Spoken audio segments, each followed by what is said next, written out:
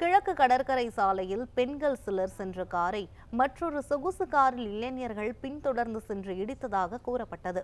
இந்த நிலையில் காரை இடித்ததாக கூறும் தகவல் தவறானது என புகார் அளித்த பெண் மறுப்பு தெரிவித்துள்ளார். இதுகுறித்து நமது செய்தியாளர் ஆதம் வழங்கும் கூடுதல் தகவல்களை தற்போது கேட்கலாம். ஆதம், விவரங்கள் என்ன சொல்லுங்க? வணக்கம் யுவராணி. கடந்த 25ஆம் தேதி இரவு 12:30 மணி அளவில் 3 பெண்கள் ஒரு ஆண் பயணம் செய்த காரை திமுக கொடி கட்டிய இளைஞர்கள் துரத்திச் சென்ற சம்பவம் பெரும் பரபரப்பை ஏற்படுத்தியது. இந்த நிலையில் காரில் வந்த பெண்களை துரத்திய நபர்கள் பிடிக்க 4 பிரிவின் கீழ் 2 தனிப்படை போலீசார் அமைக்கப்பட்டுள்ளனர். இந்த நிலையில் பெண்கள் வந்த காரை இளைஞர்கள் துரத்தும் பரபரப்பு சிசிடிவி காட்சிகள் தற்போது வெளியாகியுள்ளது. முதலில் காரில் வந்த இளைஞர்கள் சாலையை குறுக்காக நிறுத்தி பெண்களை வந்த காரை வழிமறித்தனர்.